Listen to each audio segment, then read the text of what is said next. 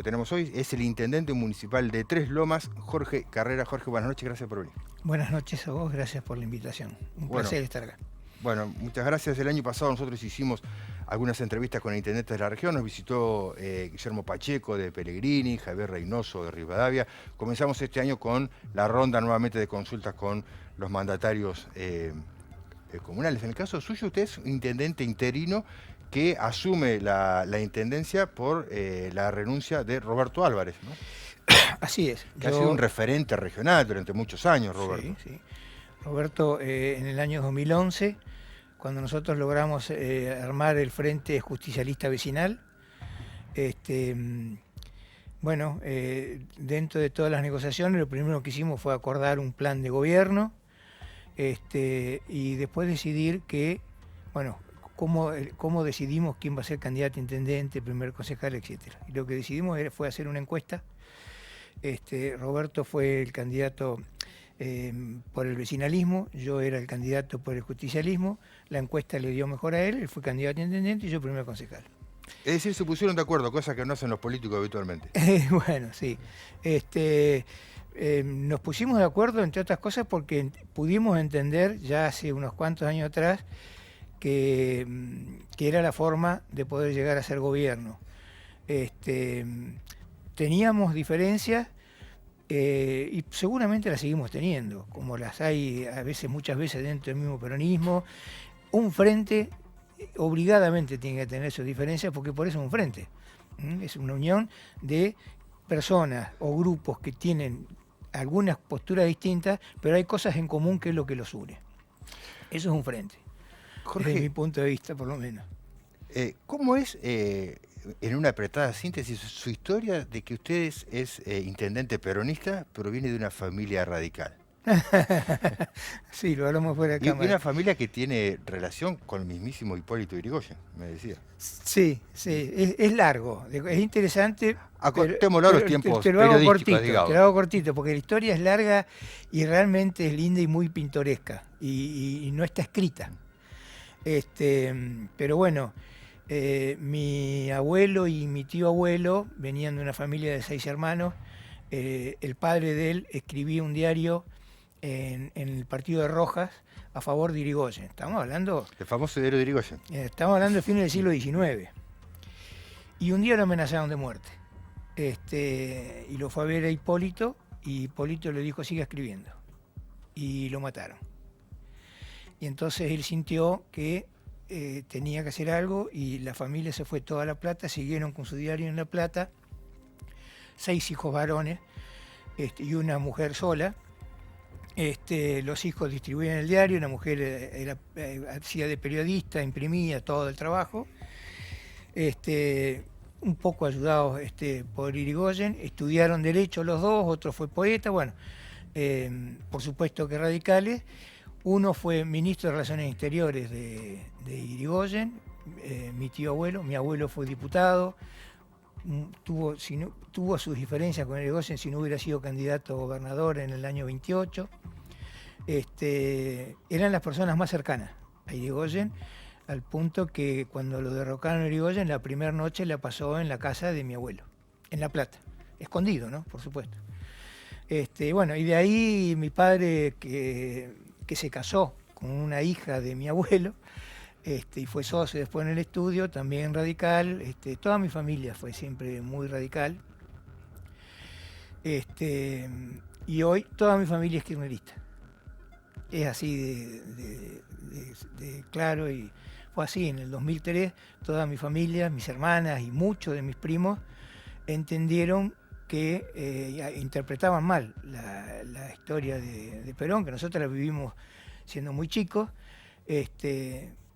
al ver cómo era el gobierno de los Kirchner, cosa que nosotros compartimos, y ahí vimos evidentemente algún error hemos tenido, y a lo mejor no tanto, porque el radicalismo también ha cambiado mucho de aquella época a esta. Seguramente. Las bases populares son las bases populares son las mismas. Bueno, ¿y qué opina usted de los planes sociales, ¿no? Hablando de lo popular? Mirá, es un tema complejo, me parece bien que se discuta. Coincido, no lo pude leer detenidamente lo que plantea Pablo Zurro, pero en líneas generales me parece que la cosa tiene que ir por ahí. Vos dijiste que para estas cuestiones también hay que analizar por qué tantos tienen tan poco y por qué pocos tienen tanto. Hay un libro de James Covey, un norteamericano, que escribió un libro que se llama La historia de Revolución en las Pampas, la historia del trigo en la Argentina y del ferrocarril. Ese libro explica muy claramente cómo se distribuyó la tierra en el siglo XIX en Estados Unidos y en la Argentina. Y ese libro explica, y esa distribución de tierra que se hizo en Estados Unidos y que se hizo en Argentina, explica por qué Estados Unidos hoy es lo que es y la Argentina es lo que es. Desde mi punto de vista, por la concentración, por la forma en que se distribuyó la tierra. En Estados Unidos fue totalmente al ¿y a revés que usted acá. como intendente le La gustaría gente tener iba ocupando tierras a medida que el ejército iba Claro. conquistando, y en cambio acá primero se conquistó, después se distribuyó a gusto y piacere. ¿Y a usted como intendente le gustaría tener, no sé si controle la palabra porque suena como que... No, es que no es que sea tener, control. Creo que tenemos la estructura adecuada para poder hacerlo. Nosotros tenemos toda una información y un trabajo en desarrollo social que nos permite tener la información necesaria para poder trabajar con todos estos planes de forma más concreta, creo que inclusive más justa. Sí, yo creo que es así, y también creo que hay que volver a trabajar para que esos planes se vayan transformando en trabajo, como fueron esas cooperativas. Es la gran deuda pendiente, ¿no? Yo sí, no digo que sea fácil, sé que es difícil, pero creo que es así, y creo que coincido en lo que decías vos. En general, en prácticamente todos los términos que vos hiciste tu editorial, creo que son víctimas. Hay una deformación y que lleva a mucha gente a analizar en forma, desde mi punto de vista, equivocada de lo que nos pasa. Lo que nos pasa no es problema de la gente que hoy no tiene trabajo. Y no es cierto que la gente que no tiene trabajo no quiere tenerla. Habrá quien, pero no es así. Y si es así, habrá que analizar por qué llegó a esa situación. Es muy triste llegar a una situación en la que estás tan mal que ya ni siquiera te quedan ganas de trabajar. Es bravo. Y no es justo. Tienen un ambicioso plan de obras en Tres Lomas, me Sí. contaban, ¿no?, cuando hicimos la producción de la entrevista. Por ejemplo, una ejecución de 170 viviendas, que es un número alto, ¿no?, para la localidad. Esto empieza también. Fue uno de los planteos que nos hicimos en el 2011 cuando armamos el plan de gobierno.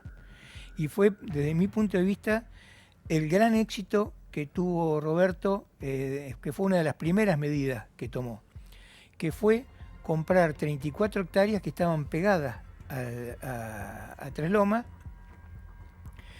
Ya ahí se había, en una parte de esa quinta que se había vendido anteriormente, ya se había hecho un barrio en la época de Espada, pero se compró toda la parte de atrás, 34 hectáreas, y eso nos permitió poder empezar a armar proyectos pidiendo vivienda, porque nosotros teníamos lo que no todos los distritos tienen, que es tierra.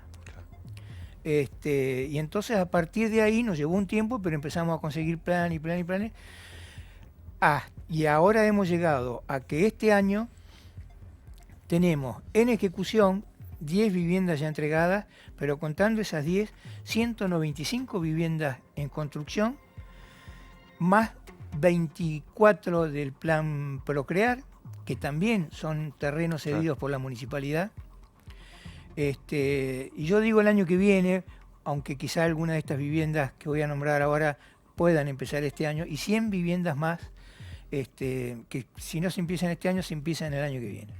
Es decir, que este año son 195 viviendas más las 26 del plan Procrear, y 100 viviendas más que si no empiezan el año que viene, este año empiezan el año que viene. Para una población de 10.000 habitantes tiene Tres Lomas. Un poco menos.